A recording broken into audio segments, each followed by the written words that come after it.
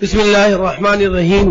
تعقید فصاحت فی کلام کی بیماری اور عیب تعقید ہے، اور تعقید دو طرح کی ہے.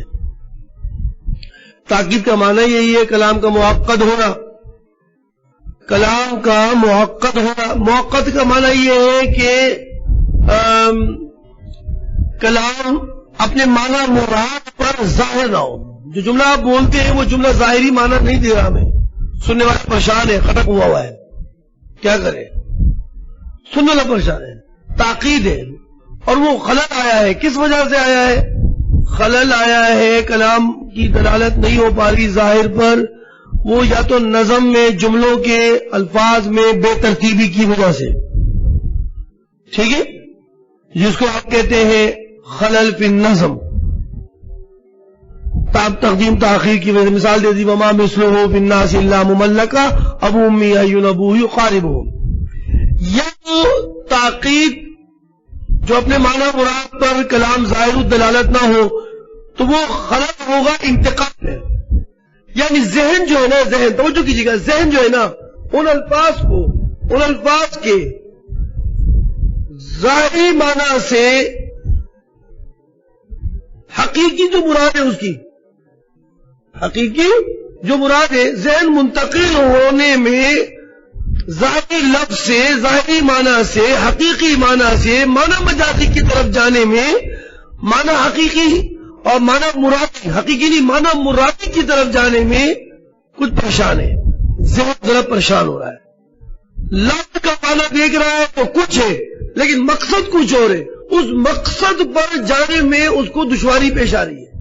دشواری ایسی کہ جس میں اس کو کئی واسطے، اس معنی کو حاصل کرنے کے کئی واسطوں کو دیکھنا پڑ رہا ہے، کئی واسطے پیش نظر رکھنے پڑ رہے ہیں، اور اتنا پریشان ہے کہ اس میں اس کو قرائن بھی نہیں مل رہے.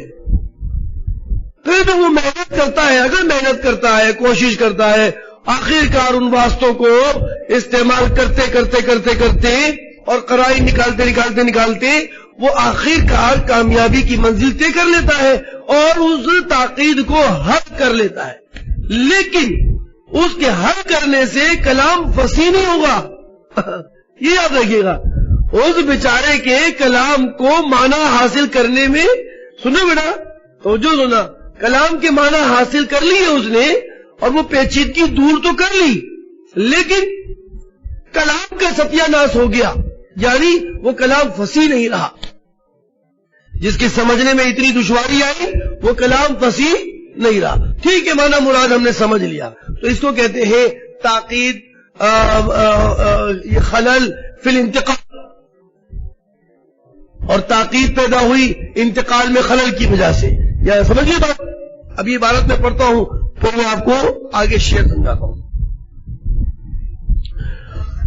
عطف علی قوله اما فی النظم، ترتیب میں یہ، ترکیب کے اندر یہ عطف ہے اما فی النظم پر. آگے والی عبارت جو پیچھے والی عبارت تھی وہ لگے گی لخلل اے لا یکون هو الکلام ظاہر الدلالۃ علی المراد خلل. اب لگ رہا ہے واقع فی انتقال الذہنی، اس خلل کی وجہ سے جو ذہن کے منتقل ہونے میں واقع ہوا. ذہن کے منتقل ہونے میں کس چیز سے ذہن کا منتقل ہونا؟ معنی اول سے، معنی اول سے ذہن کے منتقل ہونے میں خلل آیا. معنی اول کون سا معنی اول؟ المفہوم بحسب اللغہ، جو معنی لغت کے حساب سے سمجھا جا رہا تھا. تو ذہن کا پہلے معنی سے، یعنی معنی لغوی سے منتقل ہونے میں خلل آ رہا ہے، جو بحسب اللغت سمجھا جا رہا تھا. کس کی طرف؟ معنی ثانی کی طرف. معنی ثانی کی طرف. معنی ثانی کیا ہے؟ مقصود، مراد، معنی مراد کی طرف. معنی مراد کچھ اور تھا، معنی لفظی کچھ اور تھا، لیکن ذہن کو منتقل ہونا پڑے گا کیونکہ لفظی معنی ہے نہیں مراد، لفظی معنی مراد، بلکہ معنی مرادی کچھ اور ہے. یہ کیوں ہوا؟ وذالک، یہ خلل کیوں ہوا؟ سوال، یہ خلل کیوں آیا؟ وذالک، یہ خلل اور یہ بطو، یہ پریشانی اور یہ سستی اور یہ کمی اس وجہ سے آئی بسبب اراد اللوازم البعیدہ، جس میں لوازم بعیدہ کو پیش کرنا پڑا جو لوازم بعیدہ محتاج تھے کئی واسطوں کے، مخفی قرائنی، ساتھ ساتھ قرائن بھی مخفی تھے، الدالتی علی المقصود جو دلالت کرتے مقصود پر، یہ بھی مخفی تھے۔ اب اس واسطوں کو اس نے نکالا، لوازم بعیدہ نکالے، اور جب جا کر معنی سمجھ میں آیا، اس سبب سے اس انتقال میں کیا ہوا؟ خلل آیا۔ اب آپ کو ایک شعر دیتے ہیں، کقول الآخر، لفظ کا قولی آخر کہا، لفظ کا قولی ہی نہیں کہا۔ آپ نے پڑھ لیا ہوگا کہ قولی آخر کہنے کا مقصد یہ تھا کہ یہ شعر فرزدہ کا نہیں ہے، کسی اور کا ہے۔ کا قول الآخر، اگر کا قول ہی کہہ دیتے تو آپ پچھلے والے کی طرف ضمیر لوٹا دیتے اور فرزدہ شاعر بنا دیتے اس کا، تو یہ انہوں نے آپ کے لیے آسانی کر دی۔ وہو عباس بن الاحنف، اس کا نام، اس شاعر کا نام عباس ابن احنف، امتحان میں آ جاتا ہے کہ اس شعر کا شاعر کا نام بھی بتائیے بھائی۔ وَلَمْ يَقُلْ كَقَوْلِهِ نہیں کہا، لِأَلَّا يَتَوَهَّمَ عَوْدَ الضَّمِيرِ إِلَى الْفَرَزْدَةِ، تاکہ وہم نہ پیدا ہو جائے کہ ضمیر کا مرجع وہ فرزدہ ہے، وجہ اس شعر کو بھی فرزدہ کر۔ اب آئیے شعر پڑھتے ہیں۔ سَأَطْلُبُ بُعْدَ الدَّارِ عَنْكُمْ لِتَقْرَبُوا، میں چاہتا ہوں، میں طلب کرتا ہوں تم سے گھر کی دوری کو، لِتَقْرَبُوا تاکہ تم قریب ہو جاؤ، وَتَسْكُبُوا عَيْنَايَ الدُّمُوعَ اور بہاتی ہیں میری آنکھیں آنسوؤں کو، لِتَجْمُدَا تاکہ وہ خشک ہو جائے، یہ لفظی ترجمہ ہے، لفظی معنی لغوی، تاکہ وہ خشک ہو جائے، جامد ہو جائے، جم جائے، لیکن یہ مراد نہیں ہے، بلکہ مراد خوش اور سرور میں آ جائے، فرح ہو جائے، مسرور ہو جائے، تاکہ میری آنکھیں آنسو بہاتی ہیں تاکہ وہ مسرور ہو جائے، خوش ہو جائے۔ یہ شعر اب متن سے متن چلا رہا ہوں، متن سے متن۔ وَإِنَّ الْإِنْتِقَالَ مِنْ جُمُودِ الْعَيْنِ إِلَى مُخْلِهَا بِالدُّمُوعِ، اگر آپ لفظی ترجمہ دیکھیں تو لفظی ترجمہ یہ بنتا ہے کہ یہاں پر جمود العین ہے، لتجمدا تسنیہ کا صیغہ ہے، لتجمدا، یہ جمود العین آنکھوں کا جام ہونا، آنکھوں کا جامد ہو جانا، یہ جمود العین سے منتقل ہو رہا ہے ذہن کس کی طرف؟ آنکھوں کے آنسوؤں میں بخل کرنے کی طرف۔ یہی ہو رہا ہے نا، میری آنکھیں آنسو بہاتی ہیں، میری آنکھیں آنسو بہاتی ہیں، لتجمدا تاکہ وہ کیا ہو جائے، تاکہ وہ خشک ہو جائے، یعنی مطلب ظاہری مطلب، ابھی میں آپ کو کسی اور مطلب کی طرف نہیں لے جا رہا، لغوی مطلب یہ ہے کہ مطلب یہ نکل رہا ہے آنکھوں کے بخل کی طرف اشارہ ہے کہ اب کوئی تکلیف پیش آئے، محبوب کی جدائی ہو جائے تو آنسو میرے خشک ہو گئے، اب آنسو بھی نہیں نکل رہے، اور ایسا ہو گیا کہ آنسو رو رو کے آنکھوں نے بھی کام کرنا چھوڑ دیا، آنکھیں خشک ہو گئیں، آنکھیں رو رو کے خشک ہو گئیں، محبوب کی فراق میں، محبوب کے فراق میں آنکھیں خشک ہو گئیں۔ یہ مطلب، یہ ظاہری مطلب ہے، یہ ظاہری مطلب ہے، لیکن مصنف کی یہ اشارے کی یہ مراد نہیں ہے کہ آنکھوں کا بخل لے رہا ہوں، یہ مراد نہیں ہے۔ ظاہری تو مطلب یہ نکلا، لتجمدا کے معنی آنکھیں خشک ہو گئی رو رو کے، اب میں محبوب کی جدائی میں آنکھوں سے آنسو بھی نہیں نکال پا رہا، آنکھوں میں آنسو ختم۔ یہ بخل کی طرف اشارہ ہو رہا ہے کہ آنکھوں نے اب آنسو بہانا بھی چھوڑ دیا، جیسے آپ جیب سے خرچہ کرتے رہے، آخر جیب میں ہاتھ ڈالا تو جیب خالی، اب یہ اشارہ ہو رہا ہے کہ اب جیب نے کام ختم کر دیا، اب یہ اشارہ ہے بخل کی طرف، میں بخیل ہو گیا، پیسے ختم۔ صحیح ہے، یہ ظاہری مطلب ہے اس کا، لیکن شاعر کا یہ مطلب نہیں ہے۔ شاعر کا مطلب ہے میری آنکھیں آنسو بہاتی ہیں یہاں تک کہ تاکہ وہ خوش ہو جائے، آنکھیں خوش ہو جائے۔ ارے بھائی، خوش ہونا یہ تو جدائی فراق نہیں ہے، یہ تو احبہ سے ملاقات کے وقت ہوتا ہے، خوشی آنکھوں کی احبہ سے ملاقات کے وقت ہوتی ہے، اور آپ بات کر رہے ہیں فراق الاحبہ کی، کس کی؟ محبوب کی جدائی کی۔ محبوب کی جدائی میں تو رو رو کے آنسو تھم جاتے ہیں، آنسو خشک ہو جاتے ہیں، یہ تو سمجھ میں آتا ہے، لیکن یہ سمجھ میں نہیں آتا کہ شاعر کی مراد آنکھوں کے خوش ہونے سے۔ آ رہا ہے آپ کی سمجھ میں؟ آ رہا ہے؟ نہیں آ رہا، نہیں آ رہا۔ آنکھوں کے خوش ہونا، خوش خوش خوش یار، سرور سرور ہونا، یہ سمجھ میں آ رہا ہے؟ اگر یہ سمجھ میں آ گیا تو پھر تاخیر ختم ہو جائے گی میرے بچے۔ یہ سمجھ میں نہیں آ رہا۔ اگر میں کہوں تجمدہ، تجمدہ کی مراد آنکھوں کا خوشی کا اظہار کرنا، یہ تو سمجھ میں نہیں آئے گا، یہ تو تاکید ہے، کیونکہ تجمدہ کے معنی سرور کے بنتے نہیں ہیں، بلکہ سرور معنی تو احبہ کی ملاقات میں استعمال ہوتا ہے، اور بات چل رہی ہے فراق الاحبہ، اس میں بکا ہے، اس میں غم ہے، اس میں حزن ہے۔ بات سمجھ آئی؟ تجمدہ سے کوئی بات نہیں، تجمدہ سے آنکھوں کے آنسوؤں میں بغل کرنا، یہ تو سمجھ میں آتا ہے، یہ تو سمجھ میں آ رہا ہے نا، لیکن اگر سرور کا معنی لوں تو سمجھ میں نہیں آئے گا۔ اس کے لیے پھر مجھے کچھ کرنا پڑے گا۔ اگر کوئی کہہ رہا ہے کہ بھائی سرور ہے تو پھر مجھے کچھ کرنا پڑے گا، اسی کو تاکید کہتے ہیں، پھر آپ کو واسطے نکالنے پڑیں گے۔ جسے میں نے کہا تھا مگس کو باغ میں جانے نہ دینا کہ ناحق خون پروانے کا ہوگا۔ اب ناحق خون پروانے کا ہوگا، یہ اس سے مراد کیا ہے؟ ناحق خون پروانے کا ہوگا، کیسے پروانے کا خون ہوگا بھائی؟ شہد کی مکھی کا کیا تعلق پروانے سے؟ باغ میں جانے سے کیا تعلق؟ اب وہ واسطے بناؤں گا میں، وہ جناب بنایا، یوں بنایا، یوں ہوا، یوں ہوا، یوں ہوا، آخر کا دیا بنا شہد کا، اور دیے کے اندر پروانہ آیا روشنی دیکھ کے، اور بیچارہ سلپ ہو گیا۔ بیچارہ کیا ہو گیا؟ سلپ ہو گیا اور گر گیا، وفات پا گیا۔ کئی واسطے بنائے میں، کئی واسطے۔ یہاں پر بھی یہی ہوگا، کچھ کروں گا، کچھ کروں گا، کچھ کریں گے، ٹھیک ہے؟ کیا معنی نکالنے کے لیے؟ معنی مرادی بنانے کے لیے، ورنہ معنی حقیقی کیا ہے؟ خشک ہونا، اور معنی مرادی کیا ہے اس کا؟ سرور۔ اب دیکھیں گے اگر سرور کا معنی نکل سکا تو کریں گے، ورنہ پھر ہم ہار جائیں گے۔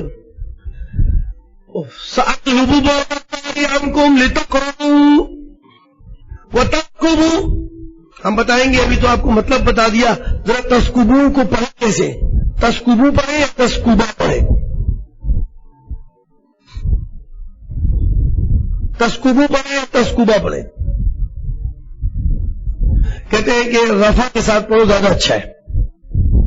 ایسی صورت میں یہ عطف ہوگا اطلبو، سأطلبو بہت تاریانکم تقربو وتسکبو، یہ عطف ہو جائے گا، مستقل جملہ بن جائے گا۔ بعض نے کہا کہ یہ کہتے صحیح ہوا، صحیح رفع پڑھنا زیادہ صحیح ہے، لیکن بعض کہتے ہیں کہ نہیں نصب پڑھو۔ نصب پڑھنے کی وجہ یہ بیان کرتے ہیں کہ عطف تسکبو کا، اس میں ان مقدرہ نکالیں گے، کیا نکالیں گے؟ ان مقدرہ نکالیں گے تسکوبا، اور تسکوبا کا عطف ہوگا عطف کے واسطے سے بودت دار پر۔ کس پہ عطف ہوگا؟ بودت دار پر۔ اب عطف ماتو ماتو بولے گا، یہ ضرب پڑیں گے کس کا؟ اطلبو کا۔ تو ترجمہ کیجئے اب آپ۔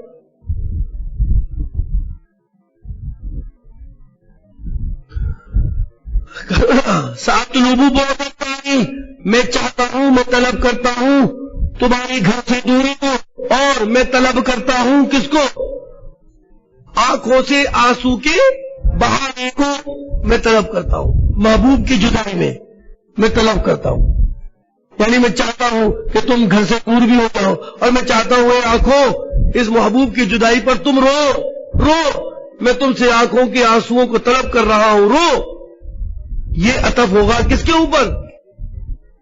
بودت دار پر۔ بول رہا میں تھک جاؤں گا، بودت دار پہ عطف ہوگا، مفعول بنے گا کس کا؟ عطف کے واسطے سے سات لوگوں کا۔ اور ترجمہ کیا کریں گے؟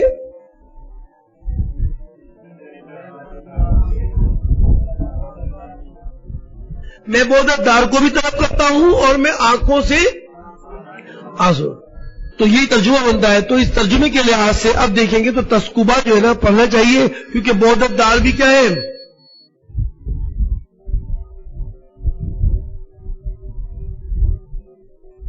بودت دار مفعول ہے، ٹھیک ہے؟ یہ ترجمہ نسب تو پڑھنا سمجھ میں آ رہا ہے، لیکن نسب کے پڑھنے کی وجہ سے نا ترجمہ خراب ہو رہا ہے، ترجمہ خراب ہو رہا ہے. آپ بتائیے ترجمہ کیسے خراب ہو رہا ہے؟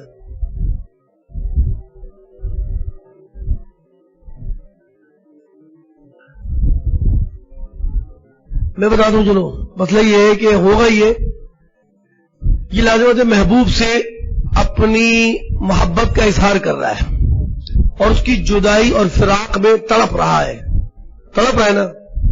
تو یہ کہتا ہے کہ میں طلب کرتا ہوں تجھ سے گھر کی دوری کو، اور میں طلب کرتا ہوں آنکھوں سے آنسوؤں کے بہانے کو. تو بچوں،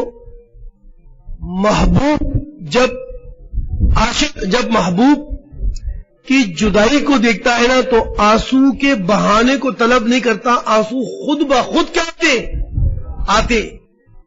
یہ تو بناوٹ ہے، یہ تو ریاکاری ہوگی کہ آنکھوں کو کہہ رہا ہے تو بھی بہنا شروع کر دے، کم از کم محبوب دیکھ تو لے کہ میں غم میں ہوں. آنکھوں سے آنسو خود نکلتے ہیں، عاشق طلب.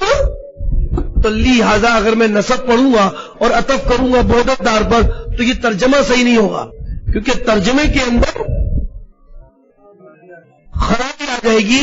آنکھوں سے آنسو محبوب کی جدائی میں مانگے نہیں جاتے بلکہ وہ خود آتے ہیں.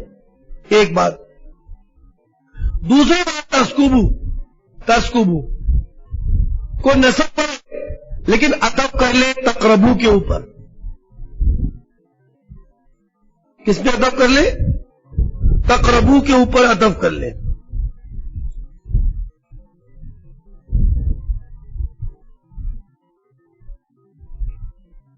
تقربو پہ عطف کر لے تو نسب پڑا جائے گا. لام کہ ہے اور لتقربو نسب دے رہا ہے لام، اور تو تسکوبہ کو بھی نسب دے گا. یہ بھی صحیح نہیں ہے، یہ بھی صحیح نہیں ہے، یہ بھی صحیح نہیں ہے. کیوں بھائی؟ اس کی وجہ یہ ہے کہ اصل اگر میں نے پڑھا نا تو تقربو پہ عطف کیا نا. تقربو علت ہے. تقربو کیا ہے؟ علت ہے. کس کی؟ اطلبو کی. ٹھیک ہے، تو عطف کے واسطے سے تسکبو بھی کیا ہو جائے گا؟ علت کیا ہے؟ کس کی؟ اطلبو کی. تو ایک معلول کی کتنی علتیں ہوں گی؟ 2 علتیں. لیکن یہ 2 علتیں متضاد ہیں. ایک معلول کی 2 متضاد علتیں نہیں ہوتی. کیسے متضاد؟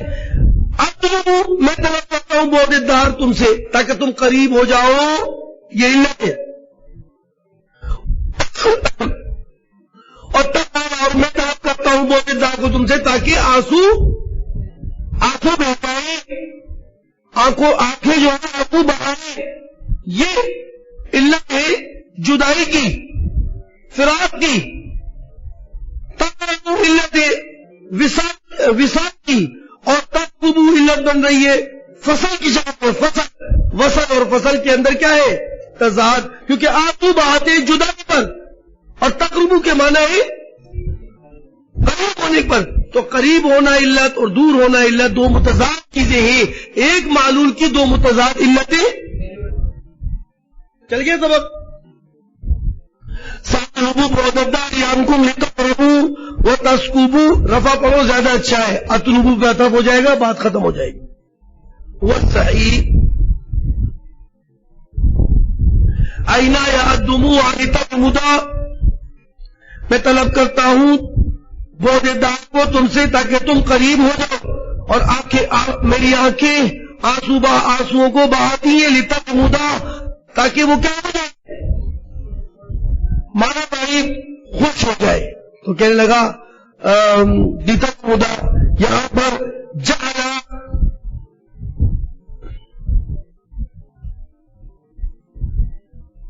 جعل سكب الدموع كناية عما يلزم فراق الحبة من الكعبة والحزن وأصابه. اللہ. اگلے پہلے 2 کنایا ہے اس کے اندر. ایک کنایا تو میں بتاتا ہوں، ایک کنایا آپ کو شارح بتا رہا ہے، ایک کنایا میں بتاتا ہوں. پہلا کنایا یہ ہے کہ تسکبو عینایا بالدموع، میری آنکھیں آنسو بہاتی ہیں. تو یہاں پہ شاعر کا مطلب اور مراد مراد آنکھوں سے آنسو بہانا نہیں ہے، بلکہ مراد آنسو بہانے سے وہ ہے غم اور حزن کی خبر دینا ہے کہ میری آنکھوں میں غم ہے، میری آنکھوں میں حزن ہے. لفظ بول رہا ہے آنسو کو، لفظ کیا بول رہا ہے؟ آنسو بہاتی ہے. آنسو بہانے کی خبر نہیں ہے، بلکہ خبر کس کی ہے؟ غم، غم بہانے، غم ہے. اصل خبر غم کی دے رہا ہے وہ.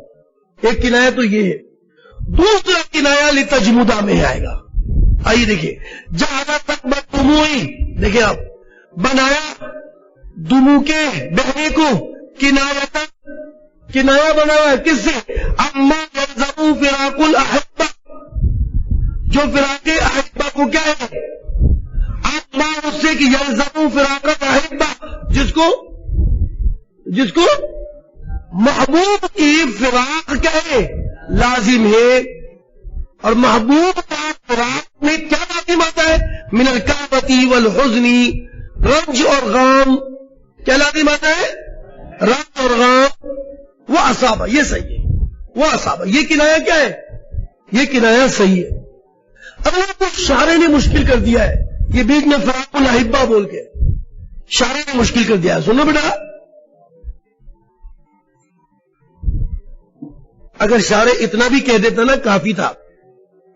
جعل سکب الدموع، آنسوؤں کے بہانے کو بتایا کنایتن عما یلزم من الکابتی والحزن، یہ کافی ہے. اس لیے کہ آنکھوں سے آنسوؤں کا بہنا وہ یقیناً اس کو رنج اور غم کیا ہوتے ہیں؟ لازم. رنج اور غم کیا ہوتے ہیں؟ لازم. تو یہ فراق الاحبہ بول کے شاعر نے خود عبارت کو کیا کیا؟ پیچیدہ کر دیا.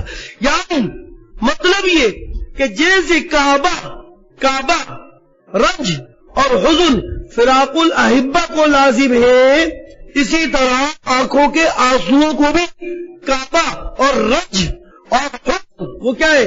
لازم. بھائی کنایا کسے کہتے ہیں؟ ملزوم بول کر لازم لینا. تو آنکھوں سے آنسوؤں کا بہنا یہ کنایا ہے. یہ کنایا ہے کس سے؟ رنج اور غم کی خبر دینی ہے. جیسے وہ فراق الاحبہ سے حاصل ہوتی ہے، ایسے آنسوؤں کے بہنے سے بھی حاصل ہوتی ہے. یہ کنایا کیا. تو اب میں ترجمہ یہ کروں گا، تسکبو عینایا الدموع، میری آنکھوں سے کیا ٹپکتا ہے؟ آنسو نہیں ٹپکتے، بلکہ میرے آنکھوں سے میرے آنکھیں بہاتی ہے کس کو؟ آنسوؤں کو نہیں، بلکہ رنج اور غم کو بہاتی ہے. یہ ایک کنایا ہے. ملزوم بول کر لازم لے لیا.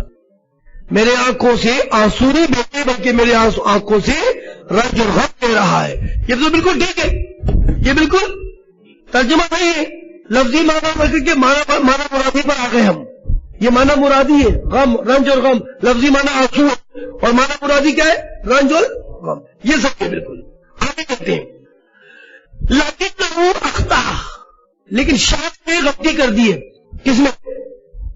فی جعل جمود العین کنایہ، کہ جمود العین کو بنایا ہے کنایا اما یوجبہ دوام التلاقی من الفرح والسرور، کہ اس نے جمود العین کو کنایا کیا ہے اس سے جو ثابت کرتی ہے کس کو؟ ملاقات کی ہمیشگی کو، یعنی فرح اور سرور. یہ ہے چیز. جمود العین سے فرح اور سرور لینا، یہاں وہ غلطی کر گیا ہے. کیا کر گیا ہے؟ غلطی کر گیا ہے کہ اس نے جمود العین تجمدہ کا ترجمہ کیا کر دیا ہے؟ سرور اور فرح سے. حالانکہ فرح اور سرور کس سے حاصل ہوتا ہے؟ ملاقات سے. ہمیشگی کی ملاقات سے فرح اور سرور ملتا ہے. اور یہاں پہ فراق سے وہ کیا لے رہا ہے؟ فراق سے، جدائی سے سرور اور فرح مراد لے رہا ہے. یہاں غلطی کر گیا ہے وہ. شاعر کیا بول رہا ہے؟ اخطا، غلطی کر گیا. فی جعل جمود العین، عین کے جمود کو بنایا کنایا کس سے؟ اما اس چیز سے یوجبہ دوام طلاقی جو ہمیشگی کی ملاقات کو ثابت کرتی ہے، یعنی کنایہ بنایا کس سے؟ فرح، یہ من بیانیہ ہے، ماں کو بیان کر رہا ہے، فرح اور سرور سے، یہ غلطی ہے۔ جمود العین سے فرح اور سرور نہیں، بلکہ جمود العین کا معنی خود اور جب جانا ہے، یہ غلطی ہوگی شاعر کی۔ پہلی بات تو ہم نے مان لی، دوسری غلطی ہے یہ کنایہ صحیح نہیں ہے۔ کیوں صحیح نہیں ہے؟ ماتن خود بتاتا ہے فَإِنَّ الْإِنْتِقَالَ مِنْ جُمُودِ الْعَيْنِ، اس لیے کہ منتقل ہونا جمود العین سے وہ ہوتا ہے کس کی طرف؟ آنکھوں کے آنسوؤں میں بغل کرنے کی طرف۔ کس وقت؟ حالت البکا، جس وقت وہ کیا کرے؟ رونے کا ارادہ کرے، اور وہ حالت کیا ہوتی ہے؟ حالت الحزن ہوتی ہے۔ کس وقت؟ احبہ کی مفارقت پر، یعنی جمود العین وہ تو غم کی طرف اشارہ ہے، غم سے کنایا ہے جو مفارقت الاحبہ کی وجہ سے پیدا ہوتی ہے، لا الی ما قصدہ، نہ کہ اس بات کی طرف قصدہ جس کا شاعر نے ارادہ کر لیا، اور وہ کیا ہے؟ سرور۔ وہ کیا ہے؟ سرور، کیونکہ یہ نہیں ہو سکتا، کیونکہ سرور تو حاصل ہوتا ہے کس سے؟ ملاقات سے۔ یہ غلطی ہے۔ انتقال ہونا چاہیے آنکھوں کے بغل کی طرف کے آنسوؤں میں بغل کر رہا ہے، آنکھیں آنسوؤں میں بغل کر رہی ہیں کیونکہ بکا کی حالت ہے، رونے کی حالت ہے، غم اور حزن کی حالت ہے، کیونکہ احبہ جدا ہو رہے ہیں۔ یہ تو سمجھ میں آتا ہے، لیکن یہ ارادہ کرنا تجمدات ہے کہ میری آنکھیں دونوں خوش ہو رہی ہیں، خوش ہو رہی ہیں، یہ تو ملاقات کی نشانی ہے۔ اس سے کیسے کنایہ کرو گے یہ سمجھ میں نہیں آ رہا۔ یہ سمجھ میں معلوم ہوا کہ یہ شعر کیا ہے؟ فصاحت سے خالی ہے۔ کیوں؟ کیونکہ اس میں تاکید ہے، ضرور مطلب ہوگا سرور کا، مطلب ضرور ہوگا سرور کا، لیکن بہت پیچیدگیاں ہے، بہت واسطے استعمال کرنے پڑیں گے، جب جا کر یہ سرور کا معنی نکلے گا۔ تو اس وجہ سے ہم اس شعر کو کیا بولتے ہیں؟ غیر فصیح۔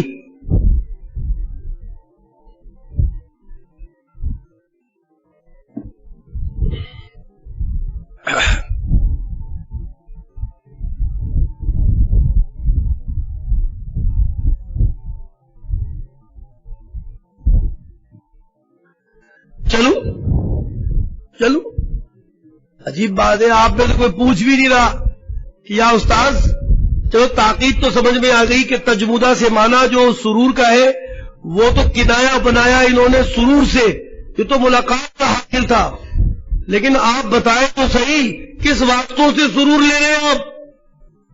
واسطے تو بتائیے۔ آپ نے کہا تھا کہ انتقال میں کئی واسطے آتے ہیں، مانا مرادی کو سمجھنے میں کوئی بتائے تو صحیح۔ کوئی نہیں پوچھتا، ساری جنگلی بھیڑیں جمع ہو گئی، تو پوچھتا ہی نہیں ہے۔ چلو میں بتا دیتا ہوں، اگر میں سرور کا معنی نکلے گا کئی واسطوں کے ساتھ، کیسے نکلے گا؟ تجمدہ، تاکہ آنکھیں دونوں خوش ہو جائیں، خوش کیسے ہو جائیں بھائی؟ یہ کیسے ہوگا؟ ہو جائے گا۔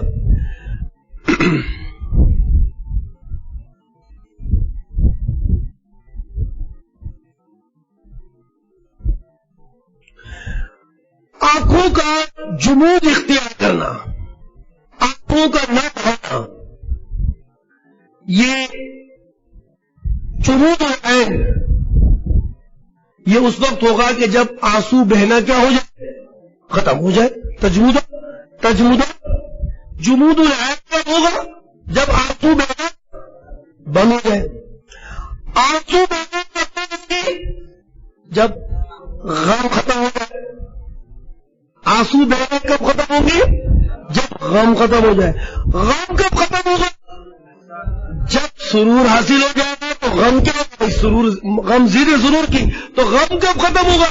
جب سرور حاصل ہو جائے۔ تو معلوم ہوا کہ تجمدہ کا معنی یہ کیا ہوا؟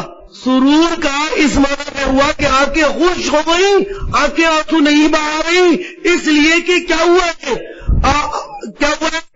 غم ختم ختم ہو گیا ہے، اور جب غم ختم ہو جائے تو کیا ہوتا ہے؟ تو تجمدہ، آنکھیں مسرور ہو گئیں. یہ واسطے ہے اس میں، آنکھیں مسرور ہو گئیں. میری آنکھوں نے آنسو بہانا چھوڑ دیے کیونکہ آنکھیں خشک ہو گئیں. آنکھیں خشک، میں نے تو چاہا میری آنکھیں آنسو بہاتی ہیں، لیکن تجمدہ، تاکہ وہ کیا ہو جائے؟ خوش ہو جائے، مسرور ہو جائے. یہ مسرور کا معنی جب نکلے گا. چلو یہ تو تاکید میں نے حل کی، لیکن اب بھی شعر کا ترجمہ ہمیں آپ بتائیے کیسے پڑھیں ہم. آپ کو علامہ تفتزانی اس شعر کا مطلب خود سمجھاتے ہیں تاکہ سرور کا معنی سمجھ میں آ جائے. آئیے ومان البیت، آئیے شعر کا معنی دیکھتے ہیں.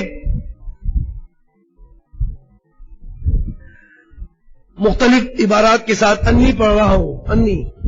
انی الیوم اطیب نفسا بالبعد والفراق. شعر کا مطلب ساطلب بعد الدار عنکم لتقربوا. یقیناً میں آپ اپنے نفس کو خوش کر رہا ہوں. اطیب، اپنے نفس کو کیا کر رہا ہوں؟ خوش کر رہا ہوں. بالبعد والفراق، محبوب کی دوری اور فراق کی وجہ سے. اچھا خوش کرتے یہ کیسے؟ کیوں؟ وَأُوَدِّنُهَا عَلَى مُقَاسَاتِ الْأَحْزَانِ وَالْأَشْوَاقِ، اور میں عادی بنا رہا ہوں. وَتَّنَ يُوَدِّنُ، عادی بنانا، اور میں عادی بنا رہا ہوں اپنے نفس کو عَلَى مُقَاسَاتِ الْأَحْزَانِ، غموں کے برداشت کرنے پر، وَالْأَشْوَاقِ، اور شوق پر. میں اپنے نفس کو عادی بنا رہا ہوں غموں کے برداشت کرنے پر اور اشواق پر. وَأَتَجَرَّعُ غُصَصَهَا، اور یہ کڑوا گھونٹ غم کا کڑوا گھونٹ. غصص مشروب المر، یہ کڑوا گھونٹ، غصہ کی جمع ہے غم، اور میں یہ کڑوا گھونٹ پی رہا ہوں. اتجرع، گھونٹ کر کے پینا، گھونٹ کر کے، اور میں غموں کا یہ کڑوا گھونٹ پی رہا ہوں. وَأَتَحَمَّلُ بِأَجْلِهَا حُزْنًا، اور ان اشواق کی وجہ سے، ضمیر کا مرجع اشواق، اور ان اشواق کی وجہ سے میں غموں کو برداشت کر رہا ہوں. يُفِيضُ الدُّمُوعَ مِنْ عَيْنَيَّ، کہ وہ غم میرے آنکھوں سے آنسوؤں کو بہا رہے ہیں. وہ غم میرے آنکھوں سے آنسوؤں کو کیا کریں؟ بہا رہے ہیں.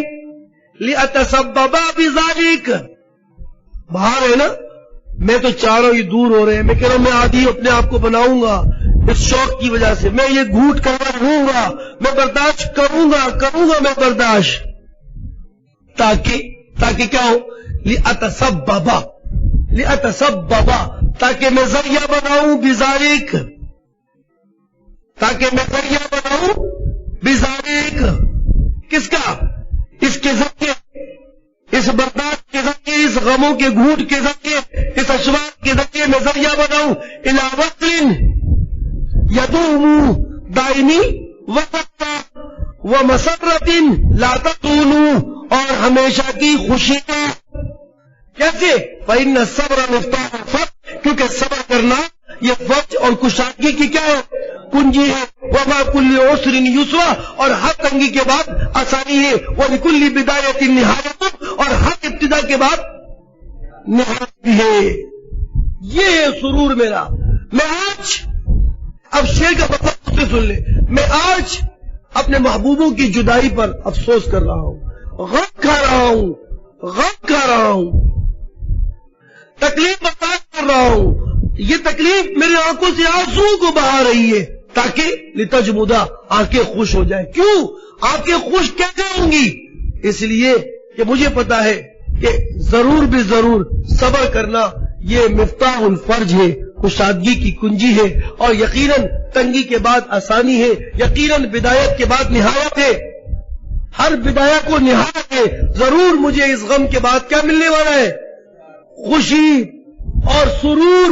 لتجمدہ، میری آنکھیں ضرور خوش ہوں گی، میری آنکھیں ضرور اس سبب پہ خوش ہوں گی. تو میں کہہ رہا ہوں، اب دیکھیں شعر، ساتلوبو بعد الدار عنکم، میں چاہ رہا ہوں کہ تم دور ہو جاؤ تاکہ تم قریب آ جاؤ گے میرے، کیونکہ میں غم کروں گا، تکلیف سہوں گا، اور تکلیف کے بعد کیا ہوگا؟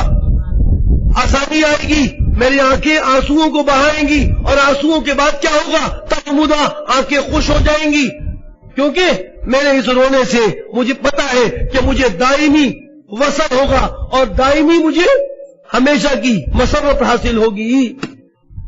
ہے بہت مشکل سی باتیں، گھما پھرا کے سرور کو معنی کو ثابت کرنا ہے۔ یہ نہ بچوں اس شعر کا تاکیدی ترجمہ، پیچیدگی ہے اس میں، ہے ہی تاکید، معقد کئی واسطوں کے ساتھ آپ کو اس کا ترجمہ کر کے دکھایا گیا۔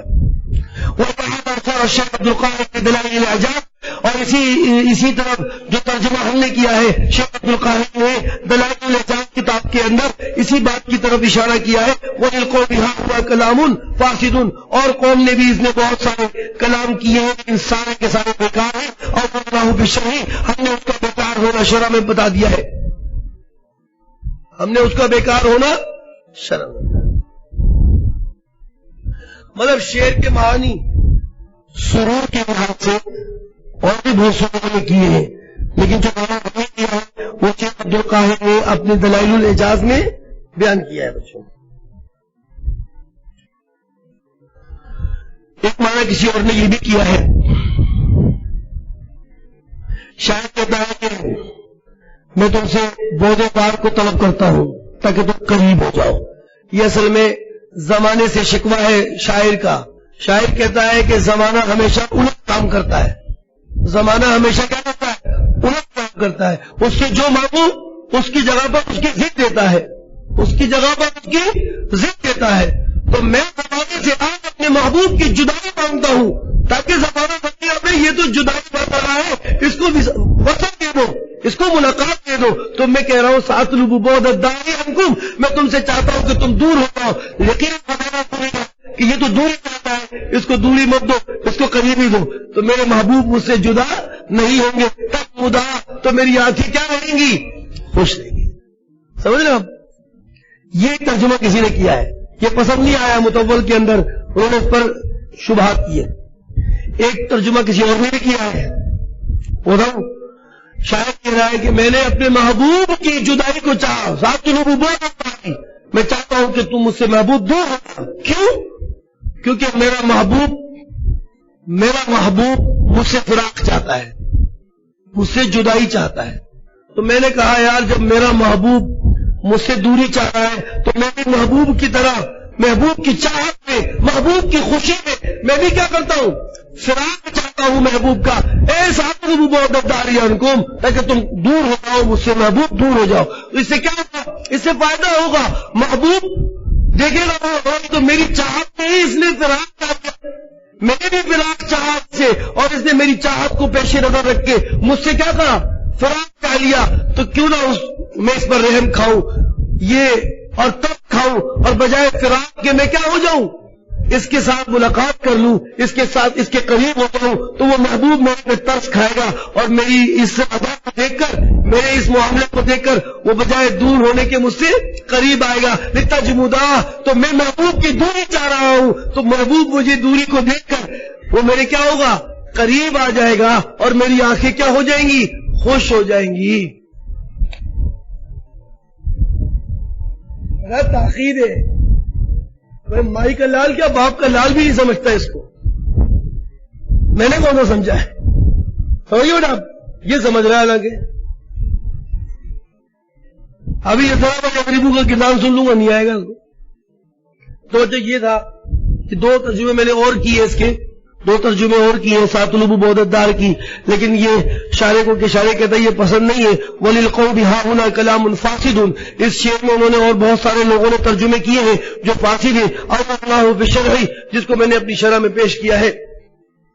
یہ کل اس کا میں ٹیسٹ لوں گا بھائی، آپ جتنا ہو سکے اس تاکید کو حل کیجیے گا اور مجھے صحیح طریقے سے سنانا ہے کل آپ نے، بس یہ میرا آپ سے مطالبہ ہے کہ اس انتقال خلل فی الانتقال، تاکید میں خلل فی الانتقال کا اس شعر کا ترجمہ اور انتقال کا معنی اور مجھے بتانا ہے آپ نے، اور کیسے تجمدہ کا معنی سرور اور فرح کا لیں گے حالانکہ لفظی معنی میں خشک ہونا ہے. کیسے سرور کی طرف جائیں گے وہ وسائط کثیرہ آپ کو بتانے ہوں گے جس کی وجہ سے سرور کا معنی حاصل ہو جائے اور ترجمہ کرنا ہوگا شیخ کا کہ آخر میں سرور کا معنی ملے.